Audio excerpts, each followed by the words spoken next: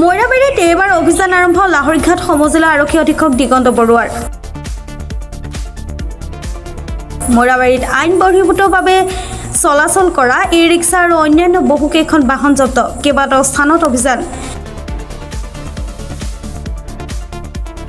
মইৰাবাৰী বজাৰ, মইৰাবাৰী নগাঁও গাড়ী ষ্টেণ্ড, মইৰাবাৰী হস্পিটেলৰ আশে-পাশে পথৰ দাঁতিত অবৈধভাৱে ৰখাই থোৱা আৰু নথিপত্ৰবিহীন বাহনসমূহ জব্দ কৰে।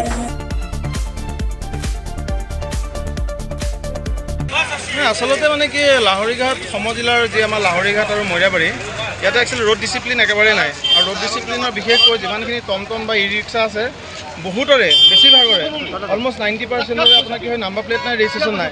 তেওঁলোকে নাম্বাৰ প্লেট নোহোৱাকৈ অভাৰ স্পীডত চলাই মানে মানুহক জনসাধাৰণক হাৰাশাস্তি কৰি আছে।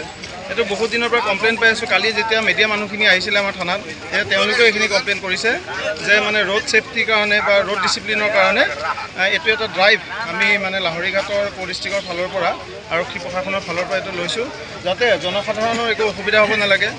এক্সিডেণ্ট ইয়াতে বেছি হয়, অতি স্পীডত চলোৱাৰ কাৰণে কি হয় বিভিন্ন মানুহৰ হাৰাশাস্তি হয়। গতিকে সেইখিনি আমি নিৰাময় কৰিবৰ কাৰণে আমি লাহৰীঘাটৰ ডিষ্ট্ৰিক্টৰ পুলিচ প্ৰশাসনৰ ফালৰ পৰা আজি আপুনি পুৰা একশ্যন মোডত আছে আৰু যিটো একশ্যন মোডত প্ৰশাসনৰ ফালৰ পৰা আপুনি যিখিনি কৰিছে শলাগ ল'বলগীয়া আৰু আচলতে এইটো একশ্যন মোড বুলি নহয় বা শলাগ ল'বলগীয়া বুলিও নহয়, কিন্তু আমাৰ দায়িত্ব আৰু অসম চৰকাৰৰ বা আমাৰ আৰক্ষী প্ৰশাসনৰ ফালৰ পৰা যিখিনি আমাৰ ৰোড ছেফটিৰ গাইডলাইন আছে MVX অনুযায়ী এইবিলাক গাড়ী কোনো লাইচেন্সে নাই, কোনো ৰেজিষ্ট্ৰেশ্যনে নাই, তেনেকৈ নাম্বাৰ প্লেট নোহোৱাকৈ আজি মাহৰ পিছত মাহৰ বছৰৰ পিছত বছৰ ধৰি চলাই জনসাধাৰণক অতিষ্ঠ কৰি আছে।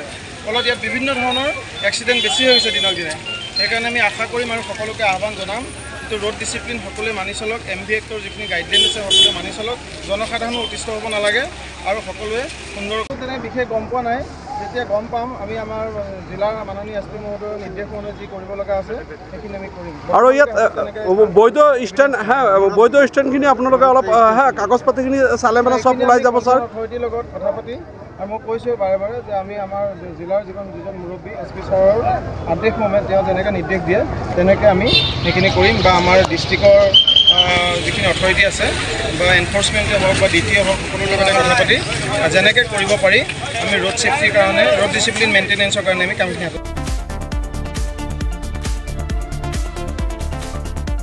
মইৰাবাৰীৰ পৰা নাছিদুৰ ৰহমানৰ ৰিপৰ্ট, প্ৰাতঃ টাইম ডিজিটেল।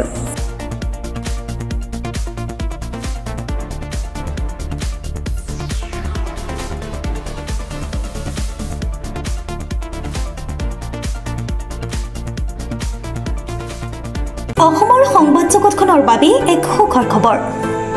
আপোচবিহীন ৰাইজৰ কণ্ঠ সাপ্তাহিক কবচ পুনৰ এবাৰ অসমৰ ৰাইজৰ মাজলৈ।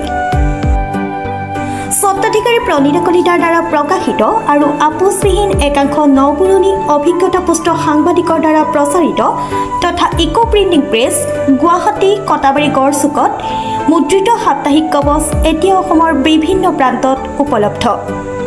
আমাৰ ঠিকনা মুখ্য কাৰ্যালয় অসম ফৰেষ্ট স্কুল, হৰি মন্দিৰ পথ, গুৱাহাটী আৰু উপ কাৰ্যালয় Kalita market, Bijoynagar, Kamrup, Assam. Mobile number হৈছে 9435114666 70024728113। আমাৰ ইমেইল ID হৈছে kobos2025@gmail.com।